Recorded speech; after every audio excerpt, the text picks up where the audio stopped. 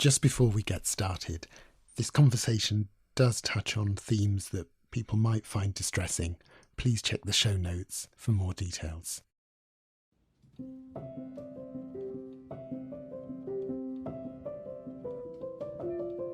We've all been much more conscious of our health during this past year.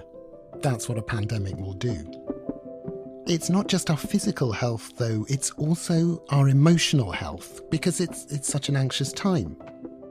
Perhaps, like me, you've been reflecting on how our bodies and minds are more closely entwined than we might have thought.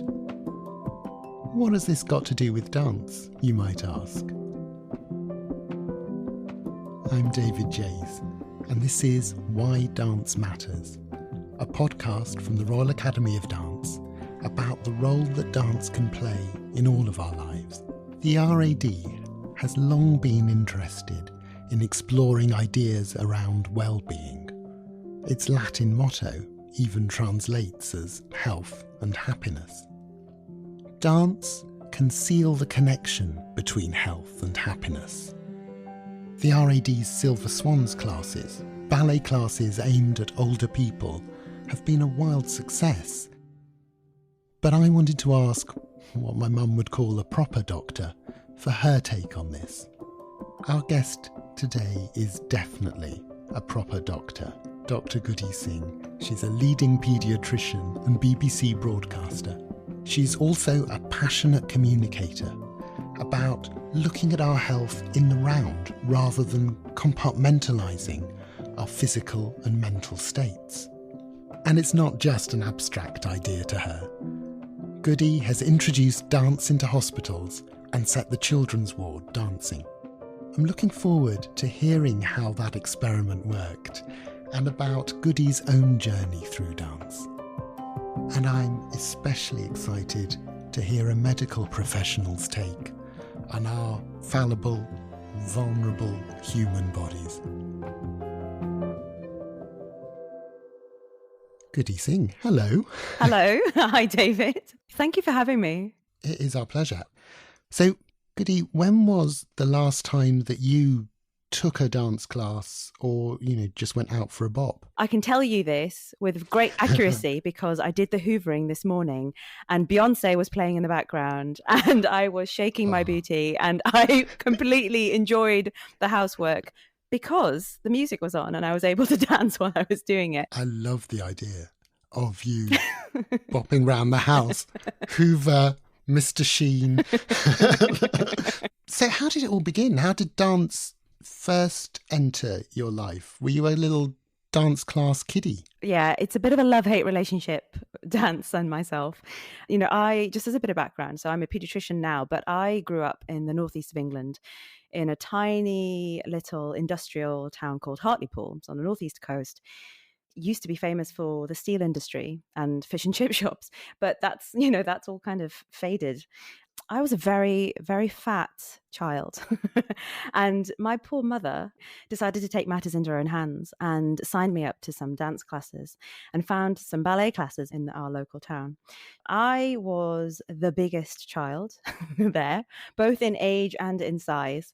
And sadly, my overriding memory of this whole thing was watching the other children who were graceful, slim, invariably blonde, doing these beautiful dances across the floor and then being able to see myself in this very tight electric blue leotard and feeling clumsy, feeling ugly and feeling just entirely out of place.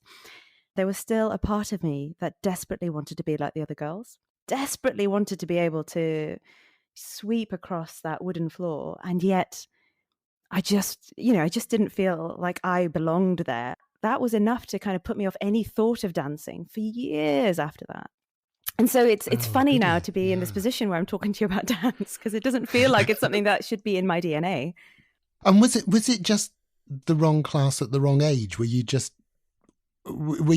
physically at ease with yourself generally, or were you feeling shy and awkward and at the worst possible self-conscious time? Well, I wasn't all that old. So I wasn't a teenager by then. But, at the age of, I think I was about 7. So old enough to start having a sense of self, definitely, and self-consciousness, that I was aware of the fact that I was overweight. I even remember going to my own paediatrician at the time and, her wrapping the tape measure around my belly and putting me on the scales, turning to my mother and saying, she's overweight, she's going to have to lose weight. The feeling that I had inside, that heart sink of feeling like, oh God, I'm disappointing everyone. I'm not measuring up here. And literally in that case, I'm not measuring up. There's so much wrapped up in our bodies, right? And our identities. That starts from a very young age. So, it's taken me a long time to feel at home in my body. And weirdly, it was dance much more recently in my life that has allowed me to inhabit my body much, much more happily. Wow. That's incredible that you didn't just decide you would never move to music again as long as you lived. Because, that sense of, shame and discomfort, when they settle into your bones, that can be really damaging, can't it? Oh, massively. The medical profession, it hasn't fully acknowledged this fact yet, but trauma does hide within the body, especially if it's trauma that's not been dealt with, that has not been addressed in some way. In my practice as a paediatrician, I see lots of children who have been through incredibly difficult times, who, for whatever reason, have gone through a lot of trauma. Often what happens is that trauma doesn't exhibit in any kind of physical injury that you might relate to what it may have originally resulted in the trauma, but actually comes out in different ways. So we often see children who present with headaches or stomach aches or joint pains. To me, it speaks of this connection between the mind and the body, which we all too often ignore in modern medicine and in healthcare. And the reason that dance appeals to me is because it taps into both of those things. Your mind and your body are brought together in dance. And so that's why I'm really interested in exploring how dance can be used in therapy, not just for my patients, but also for the health professionals who are working at a very difficult time in the NHS right now.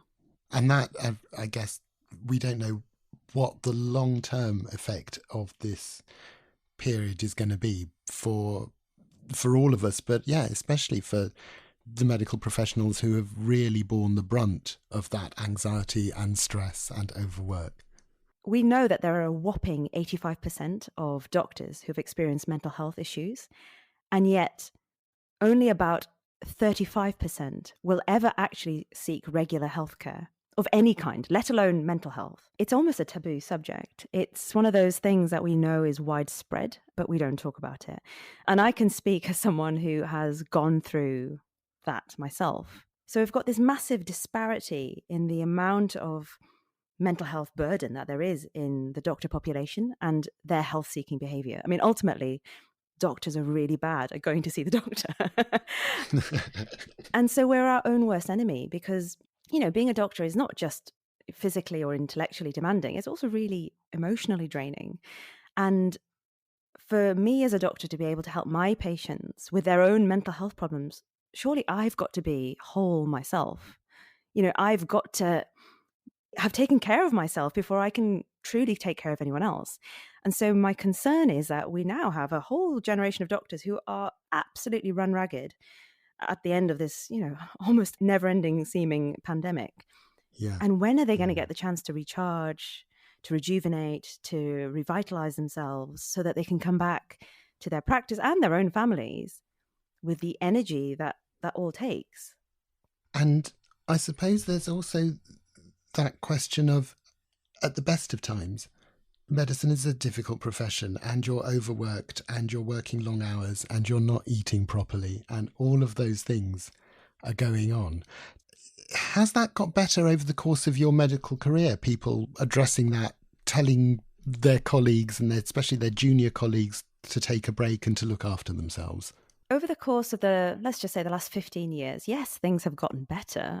Thank God they've gotten better, but medicine is still medicine. In many ways, I think of it a bit like being in the military, and it is that kind of tough-minded attitude to things.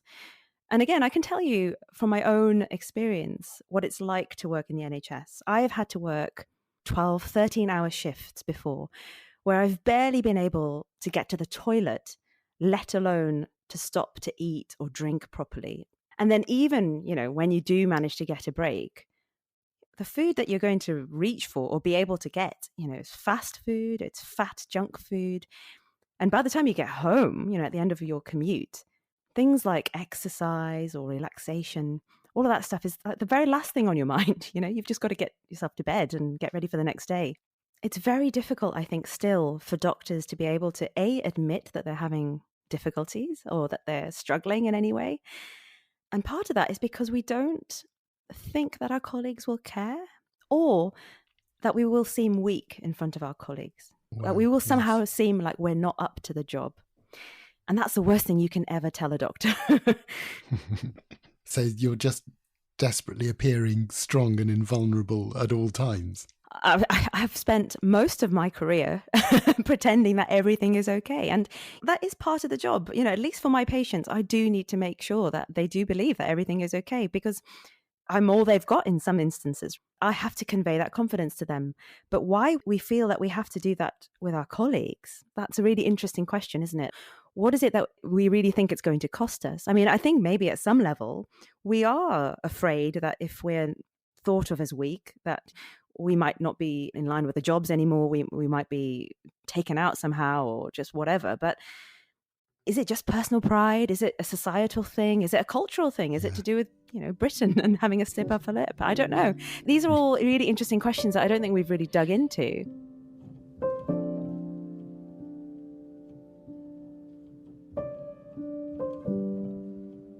And was it when you were in the middle of that maelstrom of working too hard, not being able to take care of yourself properly, was that the time you came back to dance?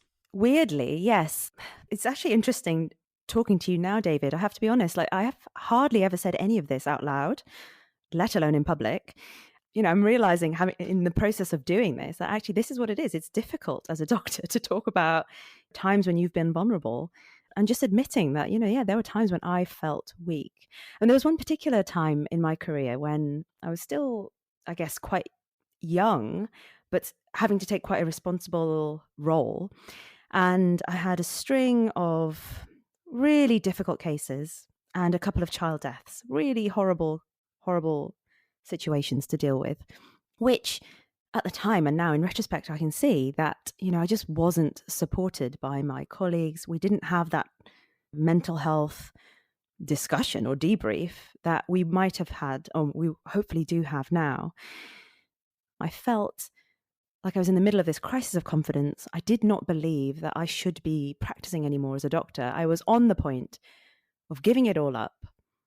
And had it not been for the fact that I happened to stumble upon some Bollywood dance classes, which at the time was just as a way of distracting myself or, trying to keep fit, I would not be here speaking to you about being a paediatrician in the NHS now, today, because those dance classes were the turning point. They started what has now become a long love affair with dance, but they pulled me out of despair. They showed me how to enjoy life again. They showed me how to feel at home in my body again. Well, they taught me how to be happy again, if I'm honest, because at that point, it was all dark and despair. And suddenly there was this bright, bright light that came from something as simple as being in a room full of people enjoying music together. That's incredible. Did it feel immediately the place you needed to be when you walked in? I think a lot of it has to do with the remarkable teacher who was leading that class. He is this beautiful, if I may say, Italian dancer who is just a physical specimen beyond comparison, which I think helps. But it's more his energy. He's genuinely filled with light, and that is transmitted in the way that he speaks to us, the way that he believes that each and every single person in that room is beautiful, is blessed with this grace. He wants us to display that in whatever shape and form it takes. So that room, okay, so I live in London, central London. It is a very diverse class of, by and large, women, but some men as well. And, we come from all sorts of backgrounds, rich, poor, white, black. There are women who are wearing burqas in that class. And yet, when that music starts playing, we are all the same. And we are just letting loose, having fun, and totally, totally glorying in our bodies. And it's magical. It genuinely is magical. And I guess it also creates a community, doesn't it? A dance class, especially if it's a time when you're feeling alone and that there's stuff you want to share but don't know how to. Maybe sharing through movement, through a group of people all Bollywooding it up is the way to do it. I mean, yeah, you're right. In that classic London way of going about life where you normally put your headphones in, your eyes are down, and you just kind of like get on with your job, and you just kind of, you want everything to just be over quickly. I think that's how I was living life in those days. And what happened in that dance class was that I started looking up and looking at the faces of the people around me and just realizing that they were just like me, We would exchange looks in the mirror in the studio room, or we would just admire each other for like the moves that we were pulling off. That look on someone's face when they are just lost in a really good bit of music. That's the kind of thing that, at the end of a class, you might just start talking about in a way that you would never talk to that person on the street, right? Or on the tube or anything like that. And so there is something about the way that music, and I think dance in particular, breaks down these boundaries, which allows connection, which allows us to reach out across all sorts of socio-demographic divides and just be like, you know what? You're like me. We're all human and we are enjoying this together. And I guess coming to it as an adult as well, you're perhaps less worried about what you're getting wrong, what you're getting right, how you measure up to everybody. It's something you're doing for you and for no other reason. Yeah, I mean, you're 100% right. When I was a child, I think back to the little Guddi in the blue leotard who was just appalled at the fact that she couldn't pull off the moves and she definitely didn't look the part. By contrast, the grown-up Guddi really threw all of that out the window. I mean, the fact that I was able to get into that room, I mean, honestly, as soon as the music started playing, I just did not care. What I looked like was the last thing that anyone needed to worry about. And I think that's really liberating. For me, personally, that was really liberating. Once you can get rid of that self-consciousness, that mantle of, responsibility that you wear on your shoulders, then, you can just let loose. You can just be yourself. And in that room, I think, at that time, that was probably the only place I truly felt myself. I often think of this as nowadays in the NHS, you don't see doctors wearing white coats anymore, but it's almost like we have a psychological white coat. And it's this thing that is a burden, actually. It's this performance that we have to do for our patients, our colleagues. We have to play the role. And I think in that room, I was able to put down the role. I was able to put it away and to just inhabit myself. And through going to those classes and through the friends and, really, really great friends that I made in that class, just rebuild myself, remake myself almost, to be someone who I think now is stronger, healthier, and just wiser.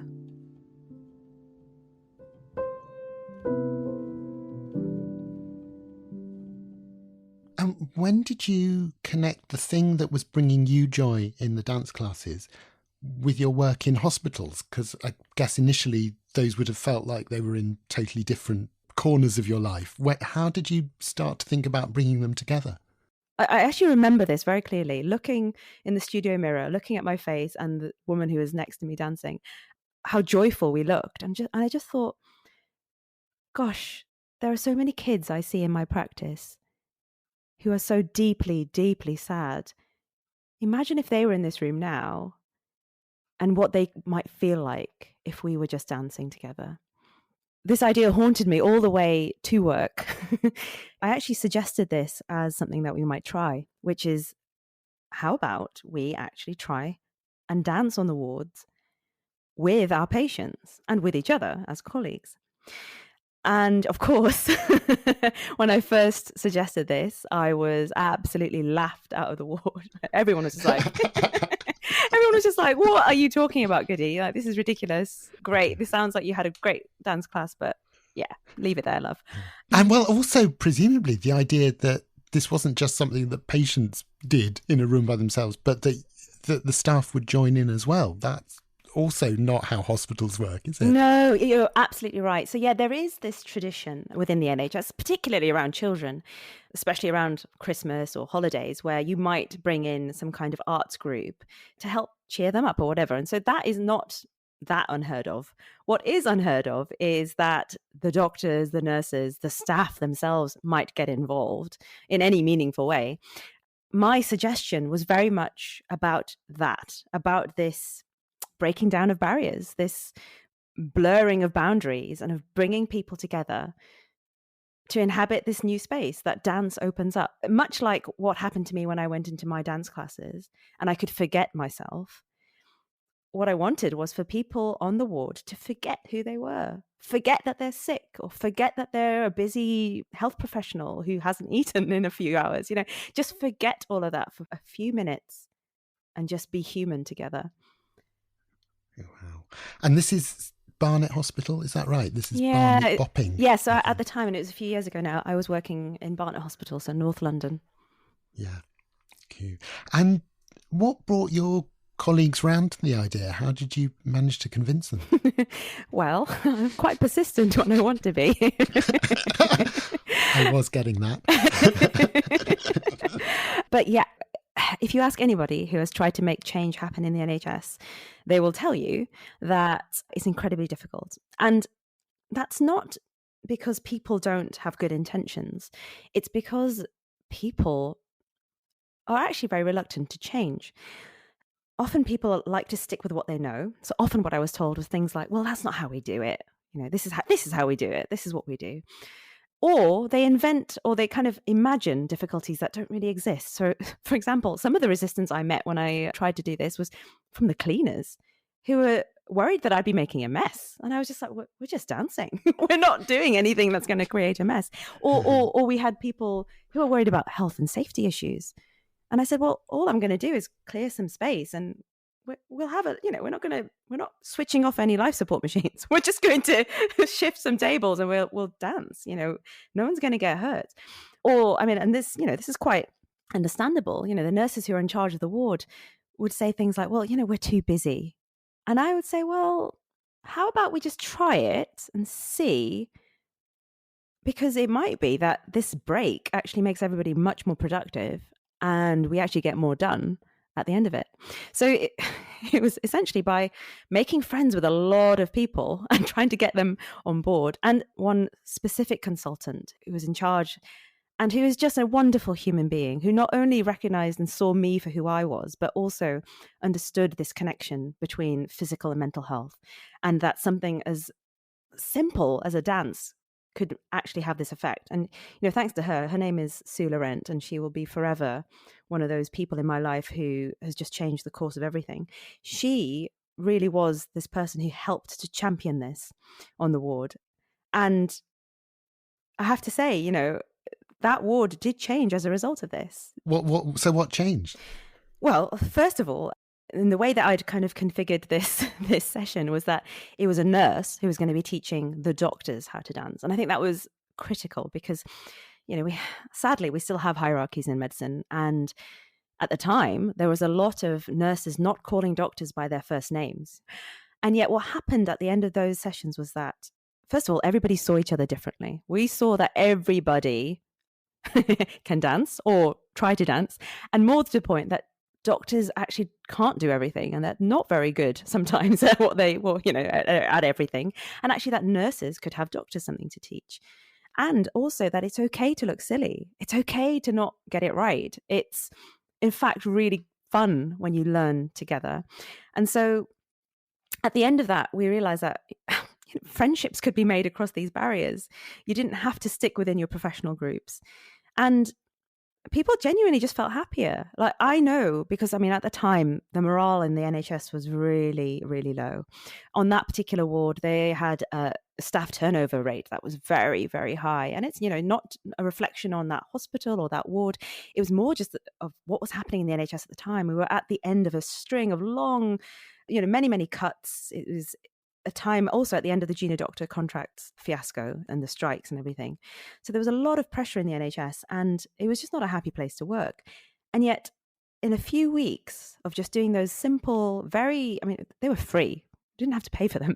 It's just some music and doing the dancing. Right. At the end of several weeks, just a few weeks, the place had changed. People were happy. People were smiling. People wanted to stay on that ward. Nurses didn't apply to leave that ward anymore. And, you know, I can't tell you how important that is in terms of patient care, because good quality patient care comes from staff who love their work, who want to be there, and because they've been there a while, actually know how things work.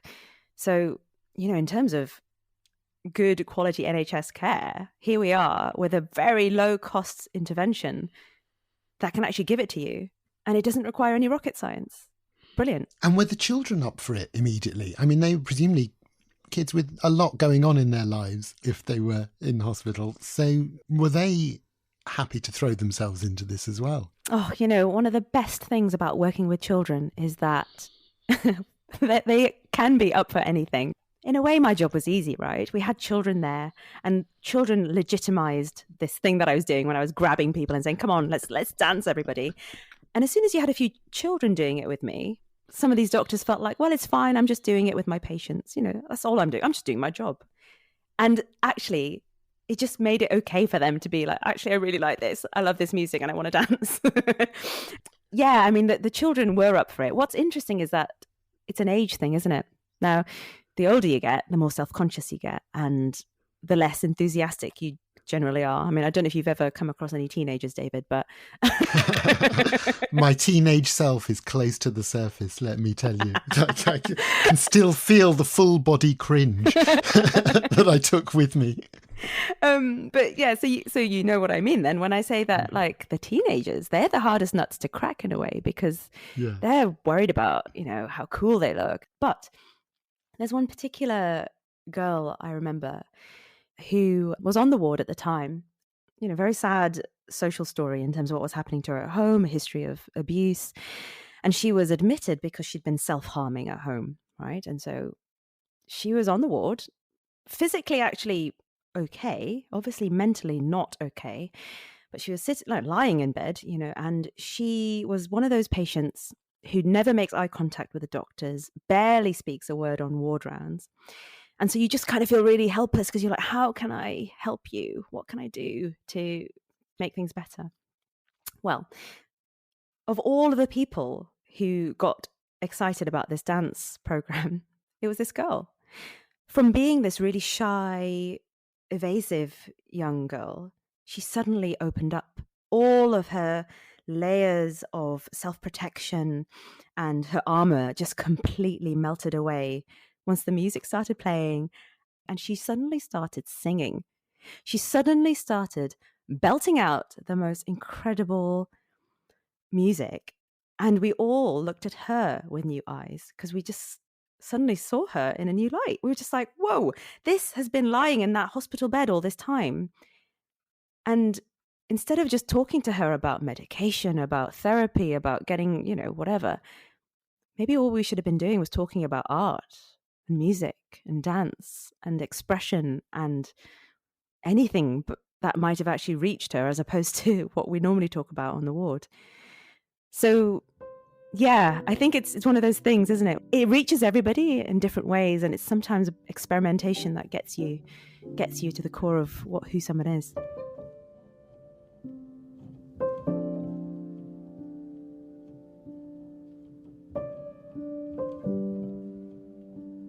Part of what people want when they think of their health and how that connects with their identity is that sense of being seen as a person rather than as a set of symptoms or as a problem to be fixed. And I guess from what you're saying, the dance classes helped do that, helped it not be a collection of overworked doctors and other staff and children who had probably very worrying and scary things wrong with them, but became a collection of people. Oh, 100%. I mean, you can imagine how scary it must be, right? To be a child who's unwell, who's brought into hospital. And imagine then how much worse it is when the health professionals that are supposed to be helping you are tired, they're grumpy. And it almost feels like you almost can feel that all they want is to get you out. You know, next patient, please, come on, move on, move on.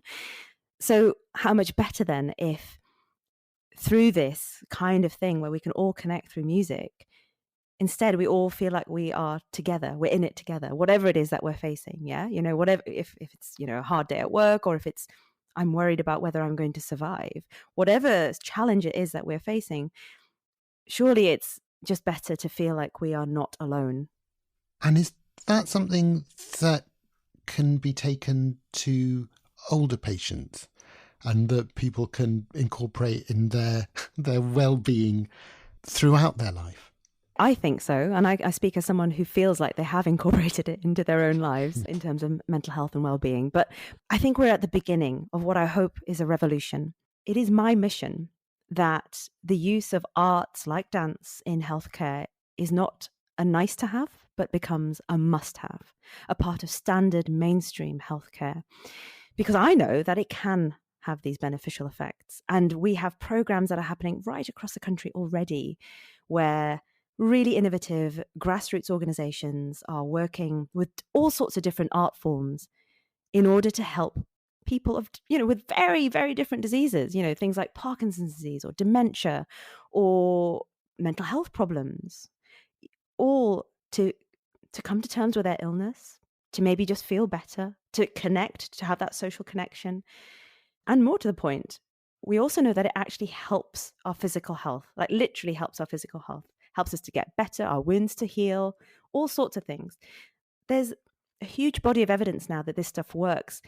And what's interesting to me is that we're not doing it yet as a matter of normal, standard mainstream practice. And that's something I want to change in the NHS. Yeah. RAD have been starting to engage more and more with this idea of well-being, rather than dance classes being targeted at small children and their technique. It's about dance as part of a whole person, a 360 degrees person. And I think, they've got this fantastic project called the Silver Swans, which started its ballet classes for people in their 50s and older, sometimes much, much older. And I think it started as a quite exploratory program, a bit of a sort of side investigation, and it's quickly become a flagship project. And I suspect that part of it is that they're people who are taking their place in the world, taking up physical space and feeling that joy in their bodies at a time in their 60s, 70s, 80s when the world is sort of turning away from them and telling them that they're not of interest. I'm sure there's a connection there. Gosh, that's such a beautiful description, isn't it? Because you're absolutely right. I mean, there are many things wrong with our society. And one of the things is that we have a real fetishization over youth and this neglect of the old. And yet our elders have so much wisdom, so much experience to give us. And if only we could transcend that generational gap. One of the I guess, spin-off ideas that I had after we started these dance classes in Barnet Hospital was not to limit it to paediatrics, but to actually get some of these kids to go over to some of the geriatric wards, maybe the stroke ward or any number of elderly care wards, and to bring the dance to them as well. It's a shame in a way that we live such isolated lives, where we kind of hang out with our own kinds of people. But there's so much to be gained from people who are, either years apart from us or from different kinds of background.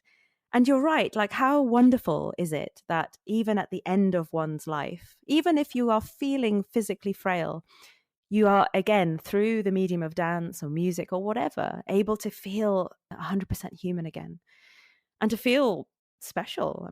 I had the real privilege of being able to see a project that was happening at the Scottish National Ballet through some of the work that I do with the BBC on Trust Me, I'm a Doctor. And we covered a story there where the Scottish National Ballet were using ballet to help patients with Parkinson's disease.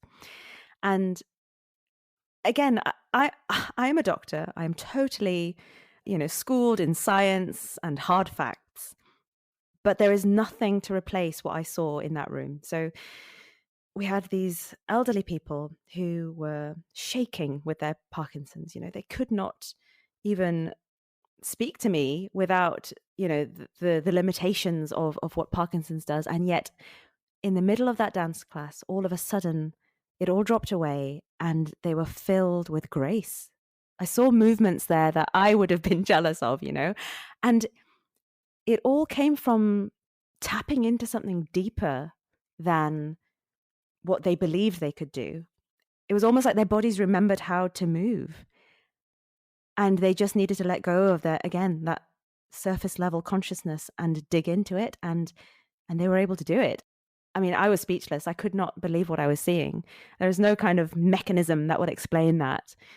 And yet the really encouraging thing is that the science is now catching up with what I guess you and I know intuitively, which is that the arts are good for us. There's amazing bits of work out now. The National Centre for Creative Health is a new institute, but it's actually bringing together all of these different academic networks and really helping people to get access to the evidence base on this. But the fact is that we actually know that there are more than 600 mechanisms for how the arts and culture can help people to become healthier. 600 mechanisms. I don't think we have 600 mechanisms for anything else in biomedicine. So the fact is that here we are with this beautiful thing that humans do because we can, and because it's fun, and because it's free. That might well be the key to keeping us all healthy, and yet we're not doing it yet.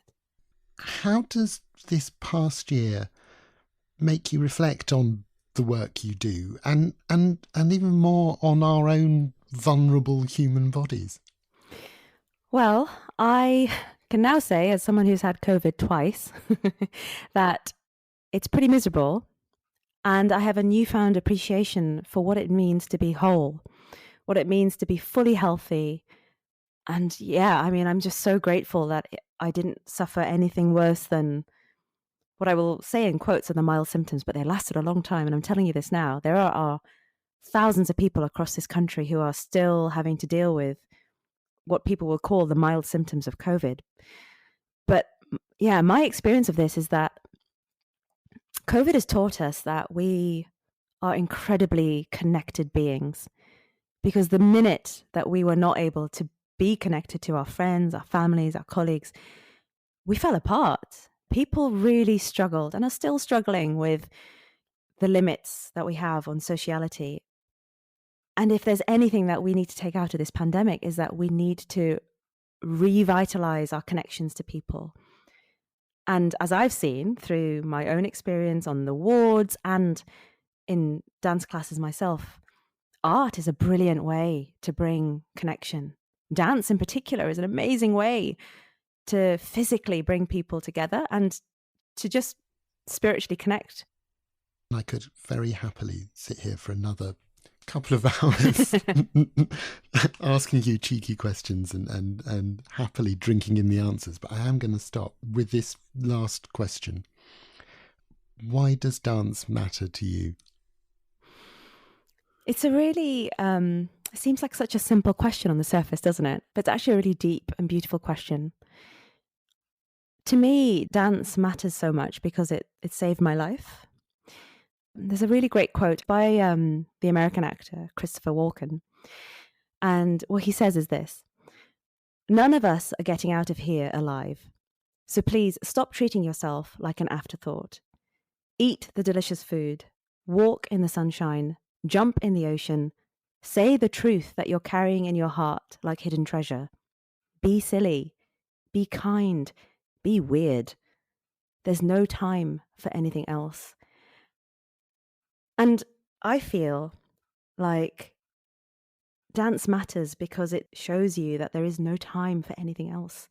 Just inhabit your full self, all of it, all, warts and all, whatever you are. It's taught me that. And honestly, it's the best lesson I've ever had. And I want everyone to learn it because you can be happy in yourself. And that joy can be spread to others through dance. To me, it's me trying to learn how to bring that dance in my own practice and to spread it through the NHS. I don't think it's going to save the world, but I do think it's going to make a big difference. Guddi, that was gorgeous. Thank you so much. It has been such a pleasure. Oh, thank you, David. Thank you so much for the opportunity to be on this amazing podcast and to talk to you about issues that we obviously both care about so much. Exactly that. Thank you. So, that was a blast. Guddi's energy and her warmth really fizzed through.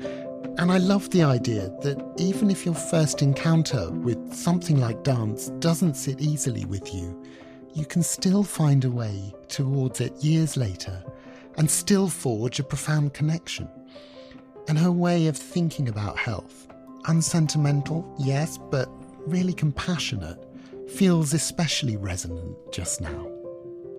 But what do you think? Does dance matter to you? Let me know. I'm at Mr. David Jays on Twitter. The RAD is at RAD Headquarters. And you'll find links to all the RAD socials, the Silver Swans programme and more in our show notes.